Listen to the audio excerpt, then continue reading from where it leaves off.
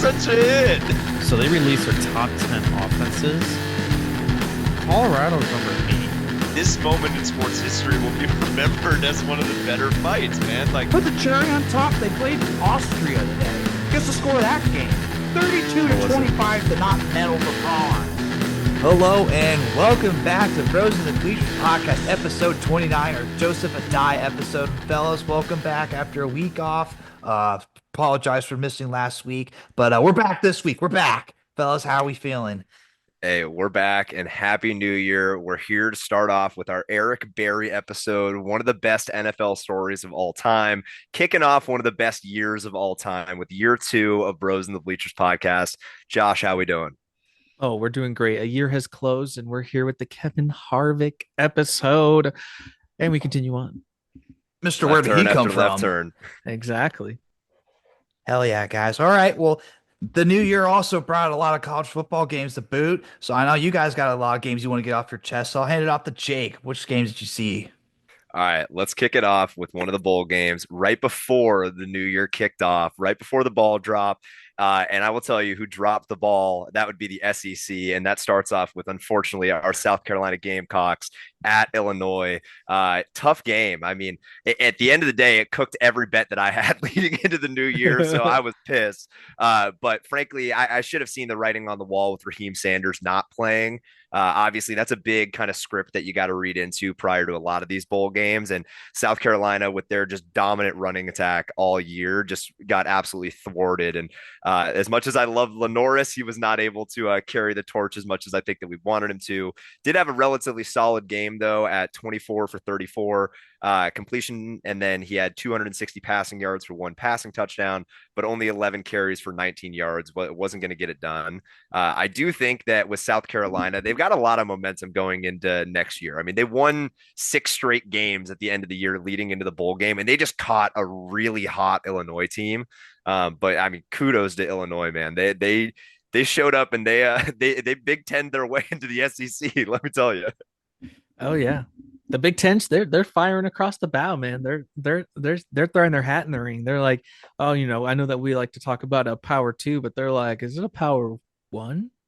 I mean, that Illinois defense with Brett Bielema has just been producing players as of last year and a couple years, and just I'm not surprised that their defense stonewalled Norris. I mean, he had less than 20 yards on the ground, so kind of a big part of his game, you would say. 100%. And I think that that's at the end of the day, that dynamic ability of being able to have that running back in the backfield that that can take 20 carries, be a bell cow like we've talked about with Raheem Sanders all year, and then have a dynamic quarterback like Lenoris. That's why I think that they might be set up for success next year. I will say Raheem Sanders is a senior, so again, we're probably not seeing him back on that Gamecock offense. But shout out to Illinois again. They had Josh McCray coming in from a running back position with 13 carries for 114 yards and a touchdown. Did his best Ashton Genty impression where he had a 3rd down carry where he shelled out 3 carries to be able to get in the end zone. And that was the final touchdown that was needed to end up kind of sealing up the game. But RIP to the Cox, at least for this year. But hey, we're in 2025 now. So let's see what they bring on into the next season. It could be a wild if they post the lines early for Heisman. Lenoris, he was a freshman this year, sophomore next year. I like it. It. Might be a wild throw out there. He moves and shakes in the SEC, and they got 3 4-star wide receivers coming into this 2025 class, so could have options. Okay, Josh. Okay, Josh. We futures. I like Put the ticket in. Put the ticket in. Where's my phone? Hey, best bet of 2025 right here. Let's see it. Ain't that the truth? But let's move on to the next bowl game. There was another Big 10 and SEC football matchup. Which one might that have been, Josh? Yeah, that's the Alabama-Michigan game, which of course Michigan ended up outlasting Alabama 19-13. And I say outlasting because they jumped them early, and that defense just laid on them. And yeah, another team that really was loud outside of the playoffs, being real angry, real upset, and then they come in and they lose to a Michigan team that is really just a they just run the ball, man. They got orgied. Not really, because he kind of sucked, but and he definitely is not going to do anything. But He sucks. um, Yeah. yeah. Davis Warren. I mean, he threw some passes when he needed to, but yeah, they just ran the absolute piss out the ball, and that defense getting those timely touchdowns early at the beginning really just sealed away the game against Alabama. Yeah, the fact that there's three turnovers in the first three possessions for Yeah. Alabama and they had 10 total plays, like it just didn't look like the program that everyone was screaming from the rooftop saying, damn it, we won in the playoff. And Josh, to your point on, Michigan just running the ball like crazy, they did their best Army impression. I mean, they had 51 carries as a team for Yeah. 115 yards of their 190 total yards in the game against Alabama. Right. So like it was, and again, I will say I did not read into the script of it being raining like crazy to start the Yeah. game and absolutely ruining all the momentum. That is a huge piece for 2025. We are now on weather watch going into all of these games moving forward. Got to be better about that. It's going to be one of my resolutions. But frankly, Michigan was able to show up. And I think that one of the things that went really underwritten for the season was their kicking game because they weren't able to throw the ball a lot and at least successfully. No. Yeah. So Dominic Zavada was able to have 4 for 4 when it came to his field goals. 3 of those field goals came in the first quarter when it was pouring rain. And granted, he got bailed out and it wasn't the longest field goal that's ever happened. But to show up in a big game like that against a team like Alabama and to kick in the rain, I always love a little bit of special teams love. So, it was definitely hard to have that as an Alabama better. They also ruined all of my bets going into the new year. But shout out to Michigan. They definitely just mollywopped Alabama. That was nuts. Yeah. Yeah. That defense really run on a roll, and they just continue to play that Jim Harbaugh, that old school style football where it's just like you take your points and you take your points and you play solid defense and you move and you shake and you kick Alabama to the curb and you tell the SEC try again next year, bubba. And I think everybody was looking for a Jalen Milrow legacy game, and they might have found that, but Yeah, that experiment might be over. yeah, that experiment is over. He is going to the draft, and he finishes that game with a QBR of 26.5. He might go to Which Oregon State like ukulele. no, he's going to the draft, brother. He's and I mean Yeah, I you don't. never know. He might try to go for a doctorate. I, I'm just kidding. I think brother's out, but I listen. I'm excited to see where he ends up going. I think that he could end up being somewhat of a dynamic playmaker, but again, anytime that you're playing in pouring rain and you're playing against a top 10 defense in the nation, you're probably going to get hurt, and that should have seen it. Should have seen it coming. But SEC sad stonks going into this year, man. Yeah. Yeah. I kind of almost hope that it's Indianapolis that takes him. Tankathon. I don't know if you guys ever go on Tankathon, but they have Jalen Milrow going in the second round as a 35th pick to the New York Giants. I Boy, don't know how that would go, to be It, honest. that sounds bad, man. Not a sexy pick.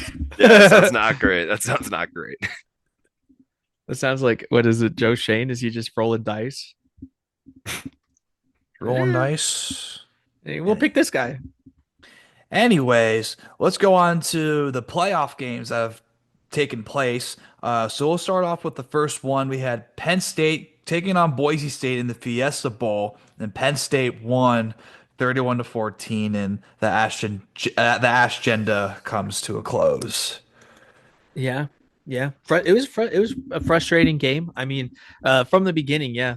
Penn State, that their O line crushed BSU in the run game, and like for Penn State's run game, and the Penn State D line just crushed BSU also in the run game. It seemed like a game where I kind of got frustrated through most of some of the beginning of the second half, where it was like clearly like if you kind of gave Genty some run outside the numbers, he was kind of getting some success there. But yeah, just a game where they got punched in the face and they had what, 3 turnovers. He fumbled the ball twice, which Mhm. you can't happen in that game. And yeah, everything fell apart. And from there, they fought. I mean, I'll hang my hat on they fought quite a bit more than you would expect a team to that might have been faced in that situation. But yeah, just a disappointing game. And Penn State, what have you? Yeah, man. I mean, obviously, we've been big on BSU the whole year, and it's definitely sad to see the outcome of the game. But to your point, the fight was definitely there. And I mean, what else are you going to do against a Penn State team, right? Like, you've got to be able to Yeah. come in and do anything and more that you can.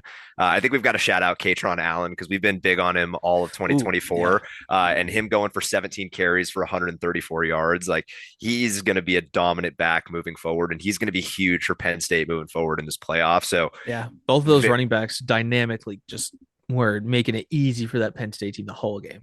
100%. Again, very much of like a Gibbs Monty, like 1-2 bang bang type of backfield, which is huge. And then Tyler Warren, I mean, again, the fact that he was on Heisman boards at the end of the year and just coming into this game, I think that everybody knew that he was going to be dominant, but coming for six receptions, 63 yards and 2 touchdowns when, again, you're playing against a Boise State defense that's probably not what we're hanging our hat on going into the game. And he was able to just be able to slice and dice and kind of do his thing. I think that he is really going to be a Brock Bowers kind of story moving forward. And again, it wouldn't be shot. We've seen this rookie receptions record just continue to get chipped away at year over year. But I mean, man, he just somehow finds a way to get open and get another 10, 15 yards after every catch. I don't get it. Mm-hmm.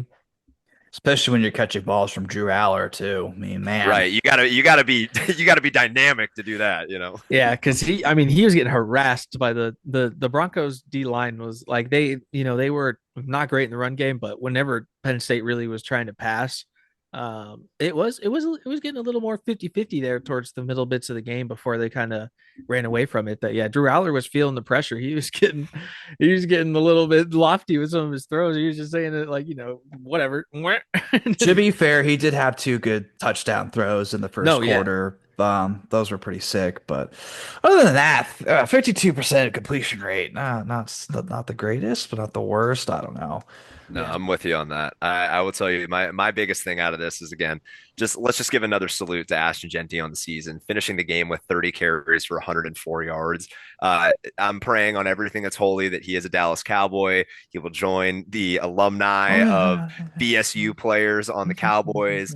Demarcus Lawrence, obviously there right now. Leighton Vander Esch has been there in the past. Tyrone Crawford, Cedric Wilson. So I don't know, man. Listen, I feel like there's a little bit of an agenda that could still come down to Dallas. So we'll see what's up. Yep, that's exactly what you need. Another running back. I love it. I want it. Rico Dowdle not holding down the ship anymore. Hey, we want Ashton. I thought this was supposed to be his year. Anyways, let's go on to the next game. The Peach Bowl, where the Texas Longhorns beat the Arizona State Sun Devils. and overtime. Camp Scatterville, more like Camp Scatterville, baby. Oh, yeah. So good, man. I mean, listen, Texas going into this game, they were charged up, and I think that the underseeding for them definitely was a huge motivation going into this game, right? But the fact that ASU did really everything and more that they could to get back in this game made it a hell of a game to watch, man. I mean, again, for as much as we're all U of A supporters and we're here for Bear Down Nation, that was a sick college football playoff game. Yeah, it was a great game, especially because ASU lost. True. And yeah, there's a little more stress there than I probably would have wanted. But yeah, I mean, it's kind of boom. He had a good game, but also that guy's just such a loser sometimes. I mean, especially in that first quarter, like he was like slamming his helmet, like pushing his O lineman's hands away, trying to pick him up. Like go home, you bum. Go rot in some other freaking loser ass team. Like I can't believe like how he was acting at the beginning of that game, and then it only for him to really kind of get rewarded with more touches, which is because he's an exceptional guy. But yeah, personality wise, like, man, you gotta turn your toaster up and down a little bit, brother. Like. Well, dude, rewarded and awarded, right? He got the MVP at the Peach Bowl, being on the losing team, doing his best Jerry West impression. Like, it just like, come on, dude. Like, I get it, and I think that he's going to end up being some sort of relevancy in the NFL. I don't know if it's going to be a Toby Gerhart or if it's going to be a Peyton Hillis or if it's going to be a Mike Allstott. It's going to be one of those three, somewhat of a hybrid. But shout out to Texas, man. I mean, Matthew Golden, I've been talking about him for a couple of weeks now. 7 catches for 149 yards and a touchdown, averaging 20 yards a catch against ASU, where they've had a decent secondary the entire year. So again, the fact that Texas was able to just carve them up, Quinn Ewers, again, he got paid about $6 million probably for that performance alone, regardless of what happens. I think for the rest of Texas, because Mhm. he's going somewhere. I think that there's too much draft stock in some of these other NFL or I'm sorry, these NFL ready quarterbacks for him to really be the top of them. It sounds like he's lost a lot of stock, so he's coming back. Yeah, no, I mean, listen, I have here like Texas that offensively, like in the middle of the games, they just start losing it. And I have listen, baseball season's around the corner. You got relievers. I'm telling you, man, middle reliever Arch Manning in some of these games, just like second quarter, it starts stalling out. Just throw him in there.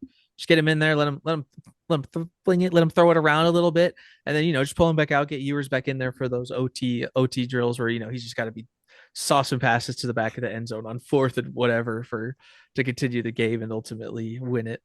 Again, I mean, Texas didn't have the run game either. Like I've been ranting about. I mean, he did. I mean, he really padded his stats in overtime with those two Mm-hmm. clutch touchdowns. I mean, 4th and 13, house blitz, boom, touchdown, and then they go back again, and then another 25-yard touchdown to seal the game. Yes, Right.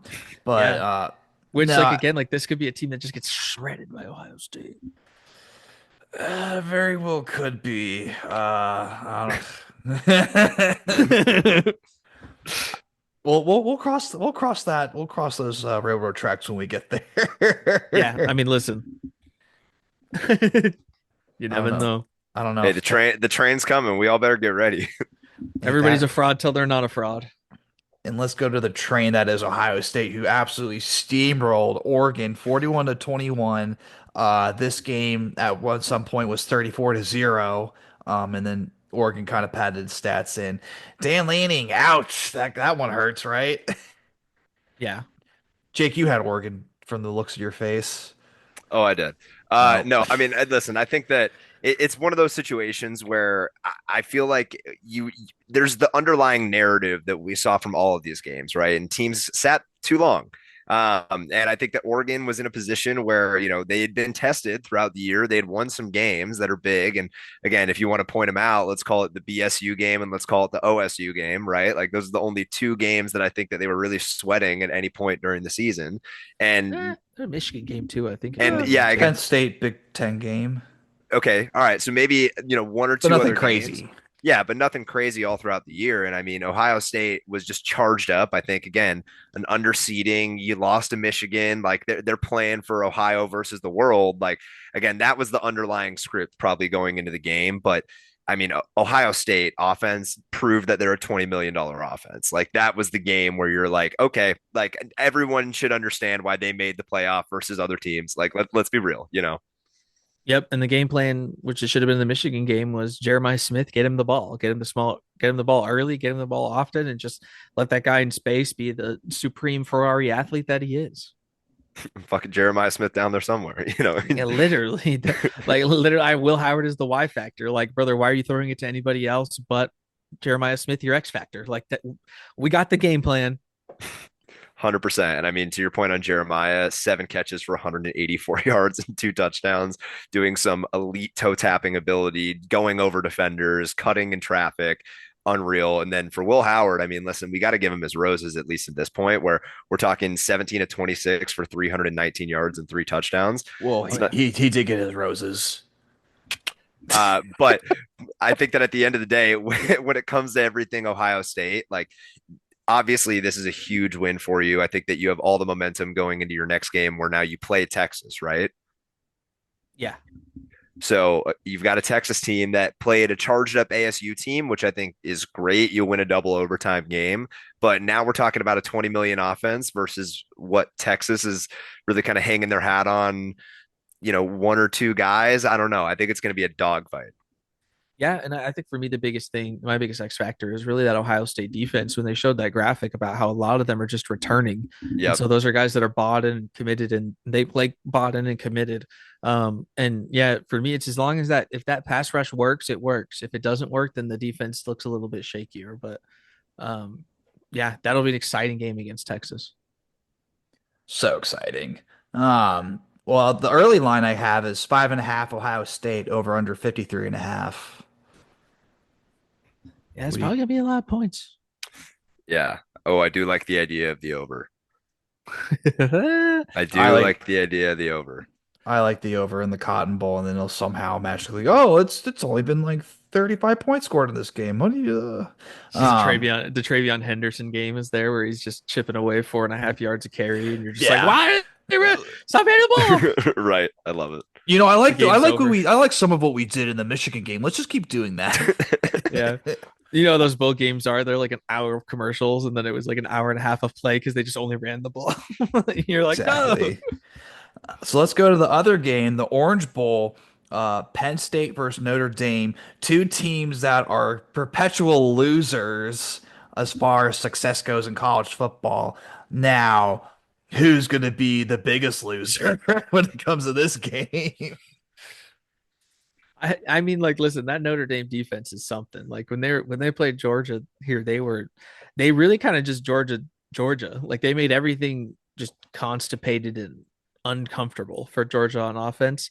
And again, you live by the Riley Leonard, you die by the Riley Leonard. They're That's living by right. Riley Leonard right I now. skipped the Sugar Bowl. I apologize. Yeah, continue. He's on a hot streak. That Riley Leonard guy, you are living by him right now. And that defense will certainly get them to a championship. He is so good at winning games just being average. Like Yeah. so average. It doesn't make any sense. Yeah, I will tell you that I think that Riley Leonard is definitely a little bit of that Bryson Daly type, where again he trusts his legs more than he's trusting his arm, and I think that the offense trusts his legs more than it trusts his arm, right? But sometimes it works, and I think that he has an ability to where he's got a little bit more of a developed arm than some other mobile quarterbacks. Like he can get a ball to some places when need be. And I mean, shit, he did it against Georgia, and that's one of the top defenses in the country. So I think that there's some good ability there. But I think the real story of this is they just had momentum, right? Like I think that Notre Dame ended up getting that kind of kickoff right at the start of the second half. And for as much as it was kind of a chalked out first quarter, Notre Dame had to lead. That was just the nitrous that needed to be injected to just kind of keep that team going and just again hold on and white knuckle on the steering wheel. But Yep. I'm excited to see this next Notre Dame game. I think that Penn State definitely has something to kind of play up to, but I do think that Penn State will probably walk out of this. The only thing I can see really walking into this is again that James Franklin big game narrative. Like he won one of them, can he do it again? Like it's just going to be again, again, and again. I think it's got to be Notre Dame there at that spot. I don't Right. really think it's going to be Penn State. I mean, again, I think that the defenses are there's some defenses here in this championship that are showing out, and yeah, like if you're a sicko, like this is going to be a fun game. Hey, if you're a real sicko, do you take the under at 46.5? Probably. Probably. Notre Dame's a 1.5 favorite. Oh. Okay. Yeah. See, I We're, think we're I like taking that. we're taking stock into buying some Penn State points. I like 3.5, maybe something like Nope. that. I think you alt spread, a 2.5 Notre Dame. Well, then we both win. No, only I win. There can only be one. Let's see it. Yeah, but I mean, yeah, it'll be. I mean, listen, if we had the most hilarious thing is if we had an expanded playoff, all just to get just to have the nation have to watch Ohio State, Penn State for like a second time in a season is so funny. It would be Hey, pretty funny. clearly the conference is built different, Yeah. Everybody that knows how those games go, which is most people because they're always on prime time and whatever. It's just you're just gonna be sitting there just like the Penn State fans are gonna be like, maybe this year will change, and then we'll cut into halftime and it's just like only black, just like sad faces. We may be 1-11 in the past like decade or more, but you know what? 2-11 sounds pretty good in Yeah. this spot. Can't lose if you play against each other. Uh-huh. Still gotta play the game. Mm-hmm.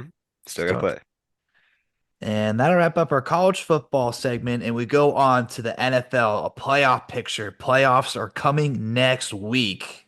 Can you guys believe that? Super wild card weekend. So pumped. So let's get into some of the playoff pictures that we have. I'll go ahead and announce some of the because we have still have some games being played. But as far as division winners being locked up in the AFC, Kansas City, they get home field advantage. Buffalo, Baltimore, Houston, and then Los Angeles Chargers and Pittsburgh have the last two wild card spots, and then we obviously have Denver, Cincinnati, and Miami all scratching and clawing for playoff spots, right? Um, so let's start off with the AFC. What do we think wins? What do we feel?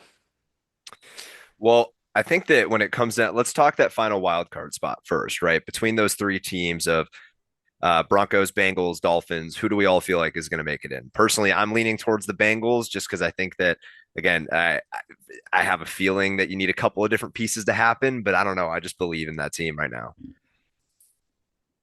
I I think it's probably just going to be the Broncos. I think Sean Payton in this spot is just not going to lose against a backup quarterback Carson Wentz. But um, yeah, I mean, yeah, yeah, I'm going to go Broncos. I would really love to see the Bengals make it in and just put up numbers. Um, oh God, but I don't want to agree with Josh, not just because I don't think he's wrong, but I just don't want Denver in there. Oh, It's just just pick the the Dolphins. yeah, even more fun, right? There you go. I mean, God, the Jets totally win this game, right? Oh, I dude, think I this don't is know. this is an Aaron Rodgers legacy game. Like it's either going positive legacy or negative legacy. It's like I feel like people are rumoring that this is going to be his last game ever. So I don't know, man. Hold on to your chairs. Well, Oh man, what whoever a conspiracy theory! whoever wins this gets the one plane ticket to Buffalo, New York. So obviously I don't think we want Miami to be there. So I think I'm just gonna go with Denver. I think Denver's the probably the best team to probably go up against the Buffalo's Bills team like that. I don't know. It'll be interesting. But then let's go on to the next playoff matchup potentially. We have Baltimore versus Pittsburgh. Probably, depending if the Chargers win or lose. I'm not sure, but Which I Yeah, think I think we're pretty decided on a Harbaugh Bowl, though. oh, yeah. Yeah. that could That's what I'm happen. rooting for. And then, there, I mean, I would love if Lamar got to play the Chargers because I think if he plays anybody in his division, that is a spot where the Ravens continue to just falter. Like hmm if you can just give them a couple rounds to even just try to continue to build momentum and just, keep the feet underneath them before they unfortunately probably need to meet the Chiefs, then that's that's what I'm rooting for. Yeah, I tend to agree. I mean, we've been talking about it for a few weeks. Obviously, the Ravens have had a couple hell of great weeks recently, right? But there are times where they falter, and there's times where I think that you got positive momentum going into the playoffs. Sometimes that's not necessarily a great thing. Like you get all of your good juice out. So I don't know. We'll see. I do think that if he's playing against a non-division team, it probably plays a lot more into their favor. But if we're talking big spreads here, I'm talking again, underdog covers is might be something that we got to look into for like the first round of some of these conversations. But when we talk about winning the game, I feel like you have to have the confidence in the Ravens, just both with their defense and again, maybe Zay Flowers being out is something that we got to look into a little bit more if he's out like missing extended time. But if he's in and he's healthy, they're going to be a hard team to beat. Yeah, I mean they'll have playoff Aguilar, so he's pretty godly. That is true. You do have that. Let's go on to the last matchup. The Houston Texans will have the luxury of either playing. I think it's going to be I think they might play the Chargers because I think they hold the number one wild card spot over Pittsburgh. Um, but you guys think Pittsburgh plays Houston? I think that whoever plays Houston is winning. I will Yeah, go out and yeah. say that right now. Yeah. I just don't think that they have it. And I was thinking about it earlier. Like Nico Collins, he wears number 12, and that's because he's going to have to play the number 1 and the number 2 for the Texans moving forward. And it's because they don't have Stephon Diggs and they don't have Tank Dell. So it's going to be a hard offense for them to continue to run. And I think that again, you go against a team, whether it be the Chargers or the Steelers, it's going to be a top 10 defense either way. So I just don't think that they're going to be able to produce like they have. And I mean, even in the minimal amount of the Texans versus Titans game that I was watching earlier today, a Titans rushing defense is just absolutely stuffing Joe Mixon. And if Joe Mixon can't get hot and be able to run, they have no momentum as an offense. So again, I think it's going to be a tough matchup for the Texans, whoever they play. Yeah. Yeah. Yeah. I 100% agree. So who do we think? Early prediction: who's winning the Super Bowl? Man, I mean, I think that when we talk about getting out of the AFC, right? Yeah, Like AFC side. Yeah, I think AFC side, I think that we're talking Chiefs. I think that there's the underlying narrative. I do have a little bit of scratch on it, so I am a little bit biased. But I mean, I think that when it comes to just their demon energy of being able to win games, Drew, I can just forecast it now in my nice little crystal ball. They're going to be favored like 3.5 or like some 7.5 or some weird numbers, and you're going to be freaking out about them not covering, but they're going to win the game, right? And I just think that that's going to be the biggest piece is they have the sauce right now, and that's it's a scary thought for them to have it three Well, years in a row. they've looked like crap for the first 15 weeks, but now that's all changed. They look really Yeah. good. Mm-hmm. Uh-huh. Um, That's just tough for me. It's for me personally. If it's Chiefs have to play the Ravens, I probably take the Chiefs. If it's Chiefs Bills, I might need a temperature check on the day. I might need to take Fair. in some information and see what happens. Because I mean, they're Josh Allen's having a bit of a season, but again, like I just again I'm a defense wins things, guys, and the Chiefs have the best defense, and they're gonna roll through. I mean, like the Ravens have a formidable defense as well, but like, yeah, I just think it's tough when you combine Patrick Mahomes with a very good defense. Agreed. I'm gonna be a hater. Give me the Bills. Hell yeah. There we go. No, you're a believer, not a hater. Hell That's yeah. right. I mean, to your guys' point, their defense, obviously, they can't let up points. As we've seen with that Rams game where they let up like 44 points total. I think that was insane. Um, but I feel like in some spots they can maybe they out offense their defense and just I don't know. I think Josh Allen goes Super Saiyan and just That's carries the and that's bill. and Right. that's almost That's the the scary craziest part. part. Yeah, that's the part of that game that's almost insane. It's like you're like, well, we have to think about Patrick Mahomes, but no, the X factor in that game is going to be Josh Allen, and like No doubt. you live in again like Riley Leonard, but Josh Allen like again it was more of like if Riley Leonard was just Super Saiyan out the whole fucking game, and so yeah, that's X factor. I just feel something. I just feel like something's different about Josh this season. Something about Josh Allen. I Not mean, but like flat. again, like it feels like this year you just if the Bills make it, it's like God, you just they better win because I don't know if the Bills franchise could take another I one. know, right? Jeez. Yeah, those Buffalo fans might run out of tables for how sad they might be. Let's go to the other side of the coin where the NFC currently it's looking as Detroit winning the first seed, Philadelphia, Rams, Tampa, and then the wild card spots, which could be due to change possibly. We have Minnesota in the one spot, the Commanders in the two, and Green Bay in the last wild card spot. Yeah, I mean, obviously, I think that the whole world is watching for Sunday night and being able to see, it could be a 1-5 swap, and that could be the first time that's happened in a long time for the NFL. So I think that everybody's going to be keyed in on that. But I mean, frankly, if we're talking about just teams coming out of the NFC right now, I think that my biggest three that I'm hot on right now, in no particular order, I would say probably the Lions, even though there's a little bit of injury fall three right now, but I just think that again, Dan Campbell and that just bite a kneecap mentality just kind of resolves me through. But I think that my next team that I'm kind of sneaky on is it may or may not be the Commanders, Drew. I don't know why. Like I just feel like something about that team is just again, they might get a kind of freaky matchup. I don't know what their scenario is going to be, but I think that they have a balanced enough attack to be able to kind of chalk into anybody. And then unfortunately, I'm going to put my third one down as the Buccaneers because I just think that they have scary playoff energy if they get in. So those are going to be my three that I'm kind of hot on right now.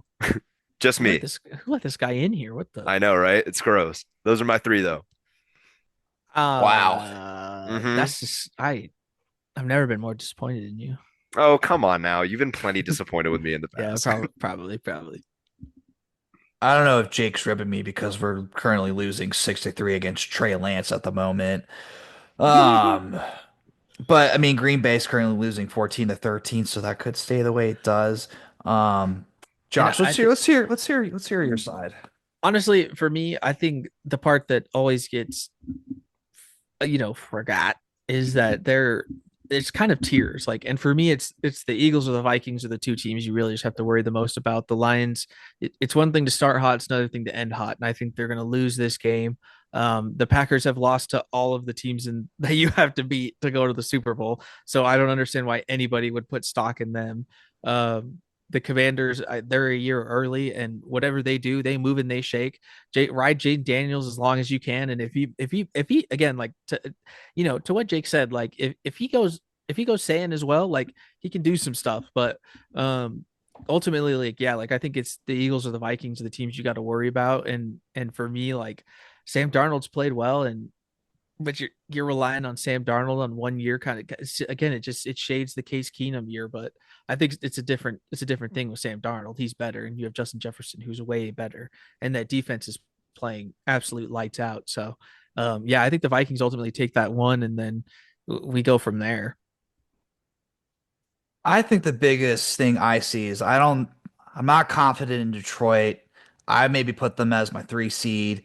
I think Philadelphia is currently at my 1, but my one problem with you guys is, are you going to show up in the first half? Yeah, You are not a yeah, first half team. You are a second half team, and I don't know if that's going to bite you in the butt come playoff time. yeah, yeah. They can't play with their food when they get there. No, Nick Sirianni needs to right, get a good game plan going, and maybe take his Hmm. ego out a little bit. I don't know. And the thing that will scare me is like if the Vikings get that bye, like like that is such an advantage to Huge. to only need to win 2 games versus the three, which is why like whatever team gets that bye, you kind of just hope loses in that first round. Which if the Vikings get eliminated by some weird stuff, like if the Packers end up surviving and making it there, then whatever. But that, I think, yeah, I think it's that bye is such an advantage. So I'd probably have Minnesota at my 2 spot. I'm gonna go with Tampa. I'm gonna follow Tail Jake. Give me them Let's Tampa at the go. 4. Um, I'm gonna go with the Commanders at the 5 because, like, the Jaden Dan. I mean, sometimes there's too much time left for Jaden Daniels, and he can just absolutely crush your dreams and hopes, and that's something I've never felt before. But our defensive core unit, as far as the secondary, is so bad.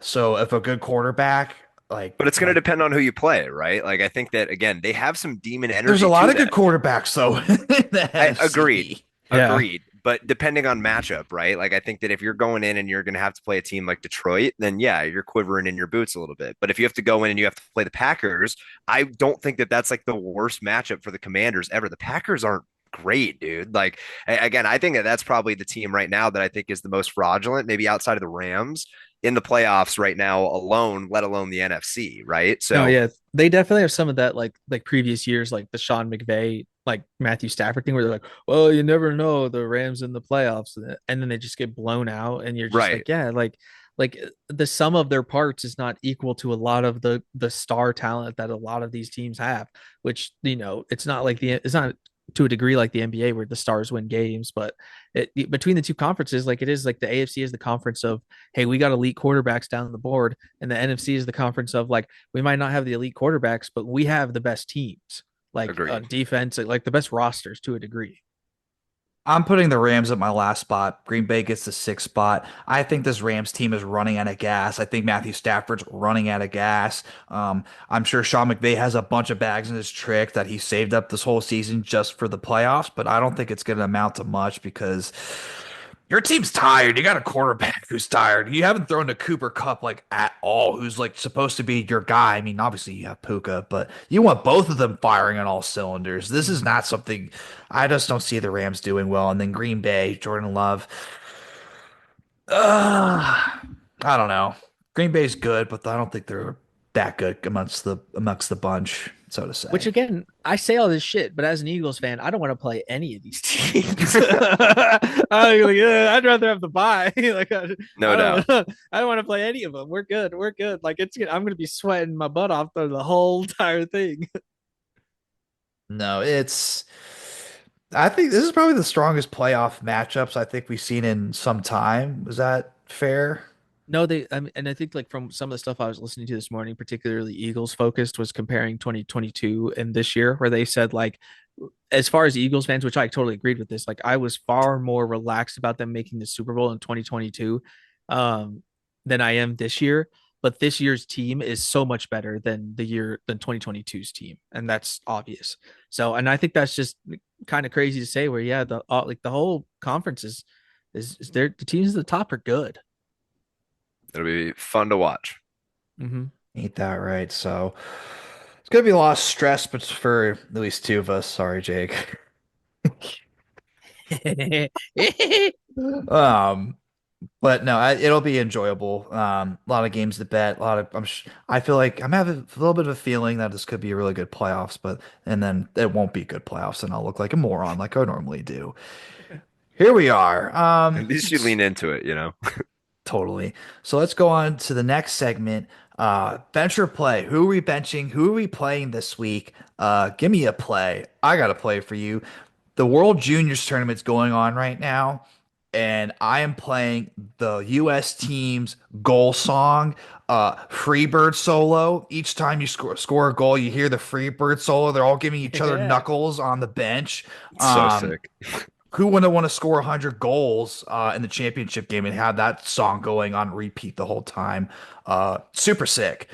And then currently the Saturday NFL games, the Ravens played the Browns. Double play, big fat guy interception. Michael Pierce, number 58 on the Ravens. Bailey Zappi whoops through to the biggest guy on the field. The biggest Threw it target. into a just a giant hole of a man and Oh just man. won't. I can't Um, describe how sad like all of the Brown situation is when it comes to just like, well, what if Bailey Zappi could fix it? It's like Bailey Zappi's not gonna fix it. yeah, he threw it to a 6 foot, 355 pound target. Elite. Somehow he Elite. did. Yeah. um, and Which then the Browns just cleared. I don't know if you guys heard, but the Browns fired everybody but Kevin Stefanski as far as offensive coaching staff. saw the O line coach got canned. I think the offensive coordinator got canned. Yeah. Sorry, Cleveland. Sad stonks. And then a quiet triple play since it's today. Joe Milton did a freaking backflip for his touchdown celebration after I think he ran it in. It's sick. Um, the fool's gold is shining so bright for him, so bright. So ready. I thought it was sick. And then my bench, Will Howard got bodied at the Rose Bowl because he wasn't allowed on stage to celebrate due to a weight capacity issue on the stage.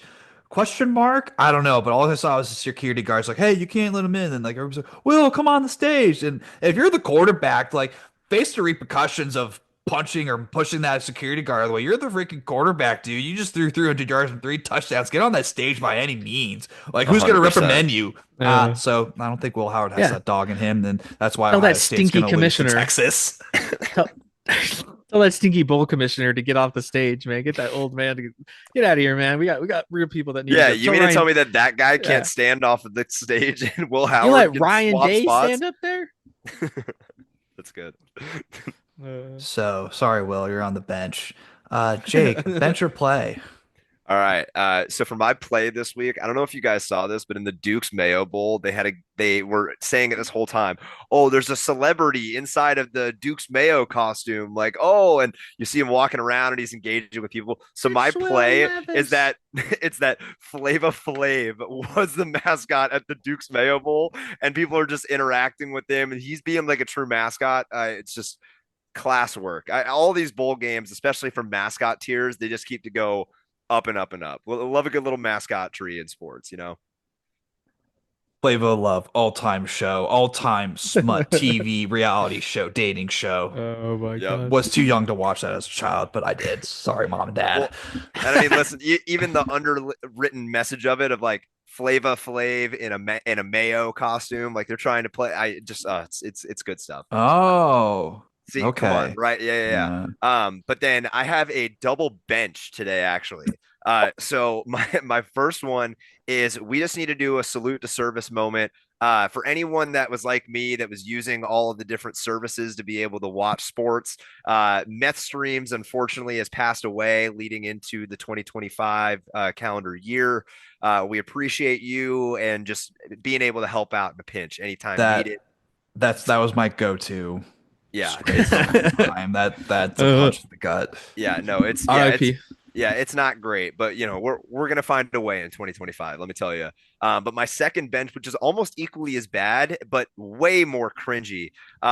So I saw this on TikTok. There was a holiday performance from an elementary school in Kansas City, and they were doing like their holiday show, like they're singing all the different classics, whatever, and they're singing Rudolph the Red-Nosed Reindeer, but it's iteration of it talking about all of the different quarterbacks in the league, and then it starts playing into like the song of Rudolph, but it's Patrick Mahomes the second, and I was like, nope, nope, stop, nope, and I stopped watching, and then ended up going back to watch the clip for the video for this. But but man, that was just one of the cringiest things I've ever seen. Do yourself a favor and watch that when you can. Drew, link it. Oi, gross. Did he have a very shiny nose or no?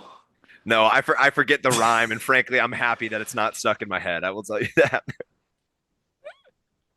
Oh man. And But that's that'll my bring double us bench. and that'll bring us to Josh, bench or play this week. I also have a double bench. I have a bench in the Damn. SEC. Listen, it's been a previous year of takes. Um, we got the benching. The SEC is the best conference talk. Currently, right now, just as a comparison, the Big Ten is 9-5 record overall, and the SEC is 8-6. Which I mean, it sounds pretty great, but outside of Texas, the newcomer in the conference, um, it's been a huge disappointment for the rest of them. I mean, you didn't make it. Most of the teams didn't make the playoffs. Georgia lost. Alabama lost. I mean, Ole Miss looks great. Cool, good for them. I mean, now we're clearly in on some SEC. We're on some cock talk right now. You won But the yeah, Gator Bowl against Duke, Ole Miss. exactly. Like, you know what I mean? Like, it was just one of those years where, like, the beginning of it, we have literally Nick Saban just on college football, just talking about the SEC constantly, like they're the greatest conference ever. You know, you get Feinbaum and his stinking bald head out there all the time, wheeling him out, being like, "Oh, we're good." But yeah, like I think we're entering again a new era of college football where there's a lot more parity. There is a lot more conferences with a lot more better teams, and once we start getting rid of this stupid SEC talk, SEC is the best. Even the Big Ten is the best talk. Like let's just have games play, which leads us again right into my other benching, which is stinking bye months for college football teams. Like I'm again, I don't think the Broncos would have won the game if they didn't sit for a month, but I think they would have probably looked a lot better because yeah, every single team got punched in the mouth that sat for like a month. The first quarter overs were absolute a lock for all of those matchups because yeah, like football players could take a couple of weeks off, but like those teams that played the week prior and got just got to hit somebody across from them in a meaningful football game, came into another meaningful football game and played their butts off, and again most of those teams won outside of Texas. So yeah, kind of one of those weird scenarios where I've seen a couple of things where people are like, oh, it didn't matter, and I'm just like, I mean, did you watch the game? Like it It clearly truly mattered. mattered. Come on. Yeah. Like again, there were teams that were playing on their heels, and clearly, Josh, you say it all the time. Like there are teams that have scripted drives, and Ohio State was able to have a scripted drive, first touchdown. Again, nice little seam pass, and Jeremiah Smith just cuts out and does his thing. You know what I mean? Yeah. We were watching the game. I was big on Ibuka to get a first touchdown, and I can't believe I did that instead of Jeremiah Smith. But that's a whole different story. Long story short is that I think that, to your point, anybody that sat for a month, it's an opportunity where, sure, if you had a guy that has something that's a 2 to 3 week injury and you get him back, like great, like that's huge for the program. But like, Mm-hmm. for any of your giant injuries that you've now had over 13 weeks of the season, they're not coming back for this game. So is it really a huge advantage to sit for 3 weeks? I feel like at that point you're leaning into college kids being college kids and the holidays and the New Year's. You're just leaning into that piece. It's nuts. Yeah. Yeah. 100%. Yeah, I mean, it's some trial and error, some trial. What if you're just like, you know what, decline the buy, square up right now, let's go. I mean, yeah, Kind of and I like don't that. think, and we definitely won't see this interpretation that they have now again. Like, I think they're definitely going to go in and move some stuff around, and it literally might just be that the top four teams get the buy, and if you win your conference, that's great for you. But again, like, uh, it almost makes you feel like that first bye week, like you probably could like add a couple more teams and just have it be everybody plays 2 weeks and then a national championship, because when everybody ends and you don't play in that conference championship and you get 2 weeks off and then come in and have to play a game, like that's still fine. But yeah, the teams that was have for almost a month, like yeah, they all look terrible No bueno. outside of Texas. Longhorns. Okay, let's go on to worst or best tweet. What we were best things we saw on the internet. Um, I got something. I got something really great. I got Charles Barkley body bagging JJ Redick on live television. Because like Chuck said, if you come with the king, you best not miss. JJ Redick, I think Chuck was paraphrasing what JJ said, that the NBA on TNT halftime show or pregame show, what you call it, they're the reason why nobody's watching the crappy NBA product, because as we all know, we saw the NBA TV ratings were in the toilet. Um, how that may ever go. And then Charles Barkley just laid the hammer down. It's like, you're just a dead man walking, JJ. Tough, man. It's funny that you say that because I saw another clip that was, I feel like it had to have been like post game press conference, and he's like, when I took this job, I know that I was a dead man walking. So I don't know if it like played into that at any given point, but boy, I mean, Yeah. you're coaching the highest level team when it comes to evaluations and But the Lakers spotlight. aren't good. I know that they're not good. I'm just saying, in Chuck terms of said like just jacking up notoriety, threes, yeah, not Yeah. consistent basketball at all. And again, I mean, it's tough because like, yeah, like if you're JJ Redick, like you kind of stormed onto ESPN wanting the smoke. You stormed into a podcast with LeBron, also like breaking stuff down, acting like you were the smartest basketball guy around, which I would assume that if you asked most NBA level guys, they're probably like, yeah, that's just the basic stuff that we all know. And so yeah, like this is what happens when when your best player decides who the coach is going to be continuously. And I think part of like the ratings issues for the NBA is that there's no parity when it comes to coaches or legendary anything. It's like everybody moves around too much. It's kind of a product that's really best to be watched on TikTok, and that sucks. Agreed. yeah, just watch the YouTube highlights. But yeah, Mhm. Chuck flamed him. It's like Frank Vogel won a championship with that team. He's gone. Darvin Ham did a good job with that team. He's gone. What makes you think? I mean, yeah, it's just whoever LeBron wants to be best buddies with for the time being until his ego gets hurt. Who said that? Not me. What? I mean, Couldn't but we be. love his other son. Yes, we love his son. We love Latuson. Going to be at the games from now on. Um, Hey, there you go. welcome, Well, welcome, Bryce. You're sorry, I didn't say anything bad about your dad. We That can't be was. bought. we definitely can be bought. And I will tell you, if anybody wants to feed into Please, some some please bring your NIL money, buddies and recruits to Bryce to come play oh at yeah. Arizona. But Well, Jake, that's to that point. That was going to be one of the things that I mentioned in this kind of segment is again the fact that Bryce James is coming to Arizona. I think that people, when outside of any Arizona fan, they're kind of just like, oh, he's that's cool, whatever. But I think for Tucson, this is a huge piece of it, right? Like Drew mentioning La Tucson, like 100%, that's going to become a thing. And I mean, he's excited to be a part of Bear Down Nation. He said it in a post game press conference this week. So again, Bear Down, we love that. But my best tweet that I found of the weekend was the North Texas quarterback. I don't know if anybody saw the game, but in a gross little effort, my man's just busted ass down, and he had a 70-yard touchdown during that game as a quarterback, going all the way down the sideline. It was very much a nobody's going to catch him type moment. And my man's ended up getting caught astray. About 10 seconds later, he was on the sideline puking his brains out. And again, you got to give it where credit is due. They only lost the game by about 2-3 points, but that was some damn hustle, grit, effort. So again, kudos. I would have puked too, probably. I'm not gonna lie. Yeah. That's what I got. My best worst tweet is from my man's. I don't know if he's my man's, but his name is Ben Stevens, and he tweets again the theme of the episode. Indiana lost to Notre Dame by fewer points than Georgia. Indiana lost to Ohio State by fewer points than Tennessee. Indiana beat Michigan, who beat Alabama, who beat Georgia, who beat Texas twice. Indiana might not have gone 11-1 in the SEC. They probably go 12-0. So yeah, we're just out here again throwing elbows on the SEC because listen, Indiana was far more elite than probably most of the talent there, and if that's happening, then we might need to find a new power conference to be at the top of the the division. Scary times in 2025, man. this is gonna be great when I put hashtag SEC in this clip and I just get bombarded with comments and fuck you. It's just like, Bring them our way, baby. Let's see it. Yeah. I'm not the same guy who said it behind the keyboard. I'm just Tell Listen, Paul Feinbaum I got hands. Hey, the best part about being bros in the bleachers is that there's always our side, and then there's going to be the other side of the bleachers too. So listen, we bring all competition, we bring all bros in.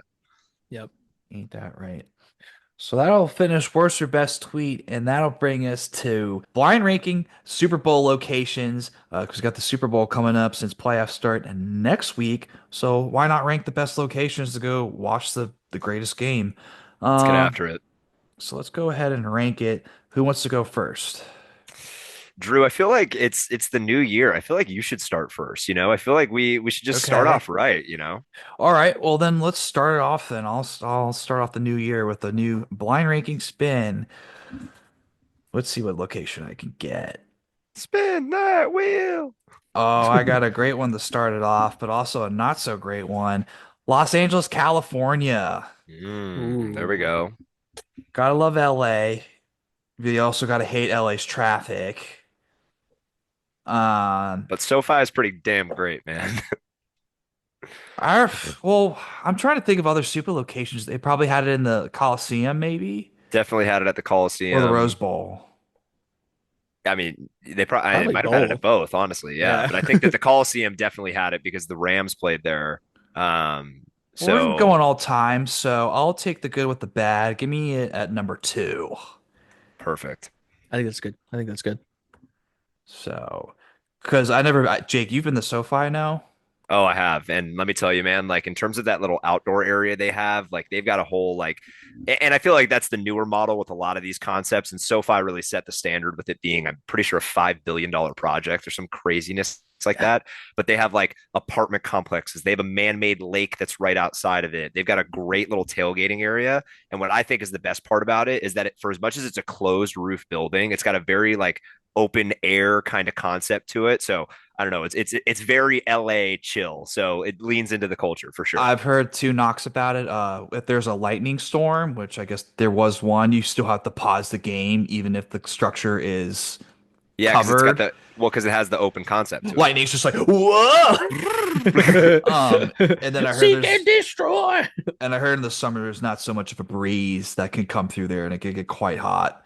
No doubt. I mean, that's LA for you. But again, if we're talking about summer months, like there's not a lot of football being played unless we're talking preseason. So Oh, I guess the Olympics is just going to be a freaking that'll be a greenhouse, toaster. Toaster.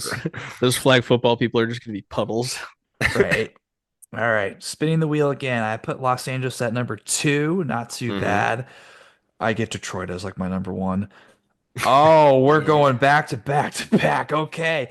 Miami, Florida. Mm. Ooh. Mr. Uh, Florida. Oh. oh my God, am I gonna be a homer? Well, they used to have it at the Orange Yes. Bowl, Hmm. and now they have Iconic. it at what's been named 1,000 times Joe Robbie Stadium, Landstrike Stadium, Yeah. Hard I mean, Rock Bet Casino Stadium, whatever you want to call it. I think you could put it number one only if they had done one in Camping World Stadium. Um, Oh, that's good. Uh, I guess I have to put Miami at my one. I mean, you can't. Damn. All right. I like yeah. it. I like it. There's a lot of homerism in this pick. Yeah. Well, I'm curious to see what the rest of your list looks like because you might get dogged out here, but I love it. Yeah, I mean, it does rain, but Miami in February, can't get better than that. Oh yeah. Spinning Yeah. the wheel again. I got three, four, and five. So what's gonna fit into it next? Oh God. Give me New Orleans. Oh, there we go. Let the Okay. good times roll. A Hardy Hey. Nolans. Ah, I mean, you just get messed up in New Orleans. I feel like that's what everybody does when they go party there. And if your team wins in New Orleans, I mean, that's got to be the best spot Best yeah, party of all time. to Yeah. Hmm. celebrate. Hmm. I'm gonna put New Orleans at three. Give me New Orleans at three. Nola. Maybe the Superdome's a little bit too old. So maybe that might be a little bit of a knock. Don't know how transportation is. I mean, traffic's probably not the best either, but yeah, I'll put New Orleans at three. Hey, listen, iconic Super Bowl was held there, so live, laugh, love it. Many Yeah. iconic Super Bowls. I mean, True. This upcoming Super Bowl. Many iconic infrastructure yeah, moments. 2025. Yep. Hmm. All right, let's spin the wheel again. Four and five. This usually doesn't happen. Usually you have like one or three I or one know. or five open. I know you're just chalking it. And give us Phoenix, Glendale, Arizona. Oh yeah, All a right. stadium we have spent some time in. Yep. Mm-hmm. Yep. Josh and I have been there. Well, I've been there once. I don't know how many times you've gone back to it. I've been there probably, I think 3 or 4 times, maybe 4 times. Yeah, I've been there twice. Not fun. Uh, I don't remember. Yeah, there's not much to go around there, as we I know, mean, Glendale. it's some pretty, yeah, it's kind of okay. And then what they Is probably hosted a Super Bowl at Sun Devil Stadium at one point. No, I don't think so. It's probably only been Glendale. Well, Phoenix/Glendale potential. Okay, maybe, I Because guess. 1996 was the first time they hosted it. Okay, yeah, you might be right mm, then. Give me a five. Yeah, yeah. I spent too I mean, long talking because about putting it at five. and Glendale's so like it's just so out of the way too. Like when it comes to like Phoenix proper, like it's again like you're kind of like I mean LA has less of this problem because it's so much more of a city, but like It's a yeah, nice stadium, but you're gonna like you drive on the said. freeway with a bunch of people that are gone crazy by the sun trying to kill you. Like yeah, come on. Not great. All right. Who will be number four for this list? I don't mind my list. Let's see who falls Um in. oh, another. Is this a cop out? Should I Inglewood, California? Oh yeah, respin. Yeah, Okay, respin it. We're just gonna count all of those LA proper ones, yeah. Or True, true. specifically in the Clippers or new arena. right? Ah, Jake, Jerry World, Dallas, Arlington. Nice. Ooh, So that's probably my old bad. Cowboys. Actually, no. They've only hosted it once, 2011, Mm-hmm. with That the was when the Packers and brand Steelers. is that the brand new opening of the brand new stadium? Yes. Yeah, Yeah. they And normally do that, huh? Jerry's like, I Yeah, gotta have my hands to show Jerry my new project. I know. I No, but know. yeah, All right. So what did I have? Miami, LA, New Orleans, Dallas, and then Phoenix. Nailed it. love it. That's not too bad. I All like right. it. I All think it's a right, good you list. two. Who wants to go next? I'll go first. Okay, I'll go There we Josh. go. We got a few cities that are left on the board that haven't gotten picked. So, oh wait, shit. Grab record. Give me Pittsburgh. Josh will land on Atlanta, Georgia. Ooh, that's a good one. The ATL is a solid. Yeah. I think that's a solid number two pick right there. I think that's a good Two. number two. You got you got a happening scene around there. There might be some number one cities as far as like facilities you probably want a little better as far as like a stadium goes. But yeah, overall, it's a good place to have a Super Bowl. Yeah, you had the old Georgia Dome, and now you got the new Mercedes Dome. Mm-hmm. Pretty incredible, I'd say. Fun little spot. I drove past it. I'm sure maybe you guys have driven past it before too, but it's huge. The new Mercedes Superdome, or Yeah, whatever you want to call it, insane. All right, let's spin the wheel. So one, three, four, and five for Josh is left open. Let's Bismarck, see North it. Dakota. J- Josh will get Minneapolis. Mm. Ooh, ooh. I know We you have a might have soft to. spot for Minneapolis. I do. I mean, listen, I do actually like that city, and I I do like know. that state. It's such a nice stadium. It's like a hmm stadium to win a game against against Minnesota, and especially a conference They've championship game. they've hosted in 92 and 2018. I think we'll. I think we'll go three. Yeah, I think we go three there. I think there's a lot worse you could do, but that's a nice stadium. hmm And you can walk everywhere inside, like the bridgeways, like the tubed bridgeways, heated. You don't have to freeze your ass off going outside. Yeah. I mean I enjoyed the like features that they had at the like when they were showing it how like the front opened like a big old door. I'm like, well, that's kind of cool. I They can do get have some behind fun a features there. Again, newer yeah. stadium. They've all got some sort of gimmick and Uh-huh. craziness to them. All right, let's spin it again. Got a lot of cities left. Josh will be landing in San Francisco, Santa Clara, Ooh, Ooh. candlestick. Mm. Candlestick, and the Levi Stadium. Right. Yeah. Yeah, Yeah. I think that's a little bit outside of like Frisco proper too, huh? Yeah, Yeah. I think that's an easy four as well. I think we go for the 1-5 gamble here just to Love it. spice it up. Yeah. Yeah. Yeah. So I mean, yeah, this ridiculous.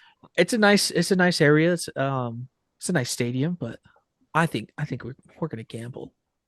I don't Play it. blame you because that Levi Stadium has had knocks about it not being a very good football viewing experience as far as seating goes, apparently. Oh. Maybe that's changed. That was the knock I heard. It was like really far away from the football field. I don't Interesting. know. Okay.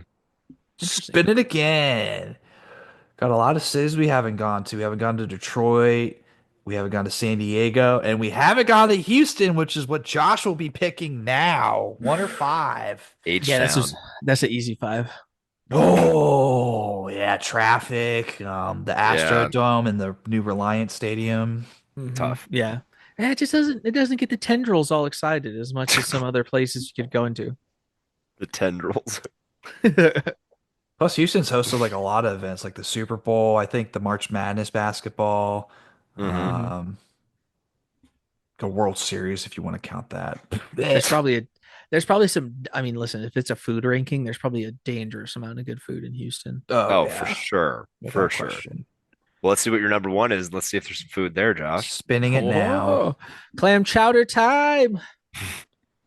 Josh will be getting his number one as New Orleans. Let's look at top Okay. Oh, 10.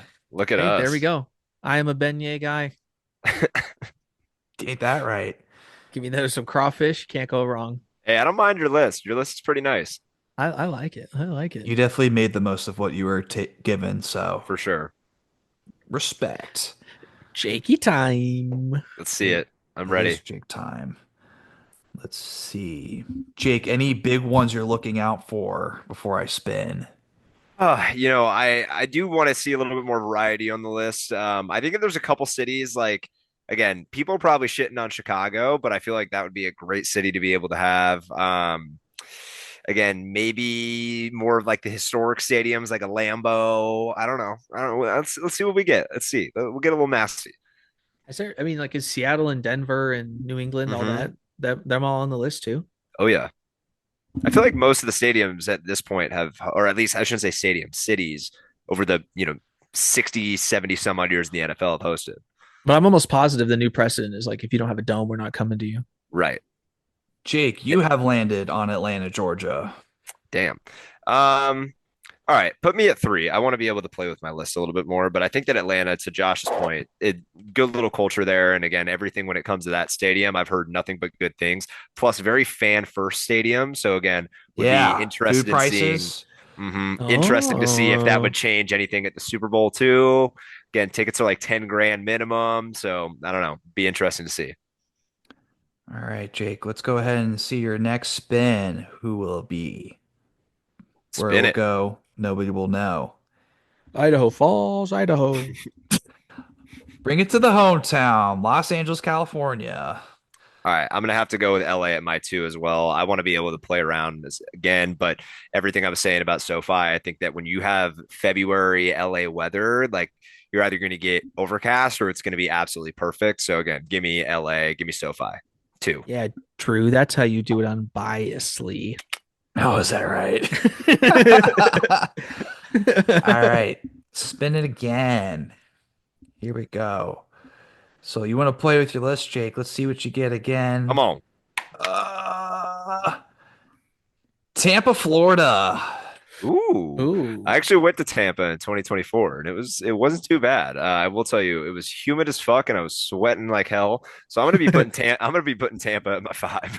Yeah. Damn. Yeah, Ouch. and simply just because again, I experienced it in July. I can only again, can only speak to that, but I can imagine if it was anywhere near as humid as it was then, as it what it's going to be in February. Count me out. Yeah, I think for you it's similar to my Houston at five, where it's just like Yeah, great city, a lot of things going on, but like as far as like football goes, it's just yeah, unfortunately it just gets relegated. agreed. I don't know. I think you're kind of underrating it a little bit. You got to come in February. You came in freaking July. You're right. Hey, I listen, man. It was when my trip was scheduled for. I don't know. I set myself up for it. I know what was going on, but hey, I mean, as long as the pirate ship gets to fire during the Super Bowl, Hey, the first Super Bowl location to where a home team got to play at their home stadium. true. And then the Dude, following hey, year, you had the Rams. So, right. Hey, it's got a little bit of juice to it. all right, let's spin the wheel again. I got my one and my four open. Let's see it. Oh, Los Angeles, California again. Spinning again. Spin it Do again. it.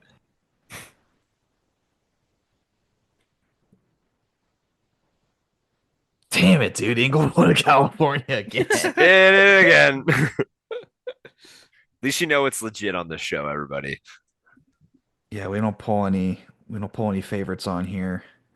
Imagine if my Ah, list was just like LA, Inglewood, LA, like just over and over.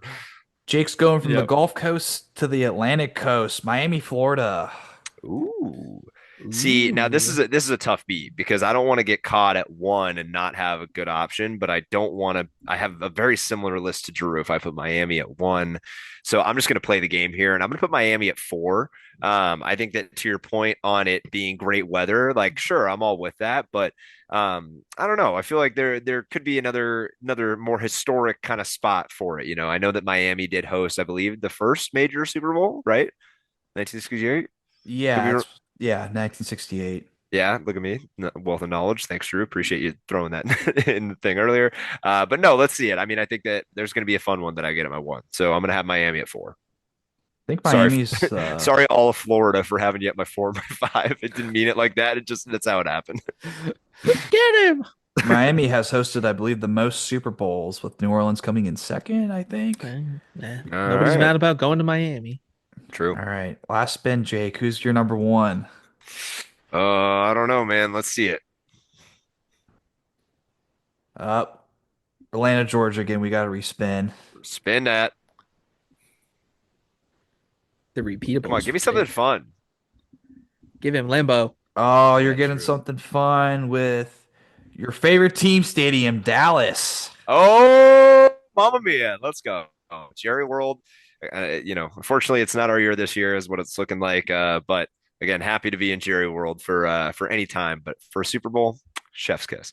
Yeah, a lot of good places we didn't get to go. We didn't go to the new location, Las Vegas. I I know. I was believe thinking about that. Yeah. that's coming in. That was No, they. 2024. Yeah, they We did one went. here Yeah, I That's think they right. just did it. last year. We missed out on Detroit, Michigan.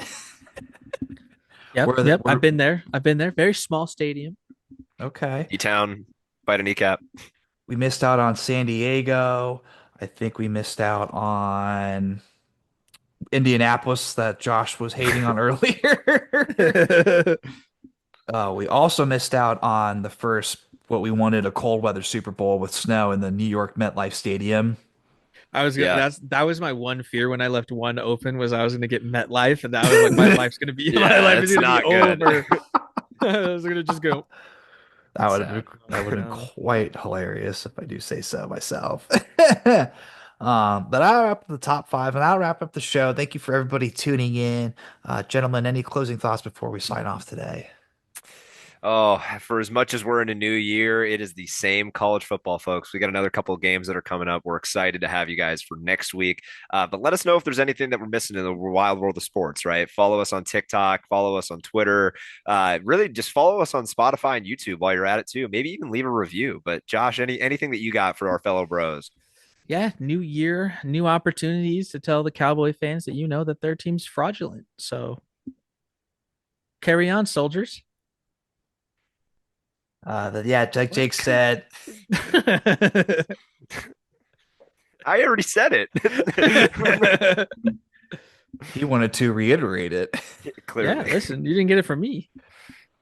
And that'll wrap up the show. Thank you for everybody tuning in. And that was another episode of Bros and Bleachers podcast. Later, bros.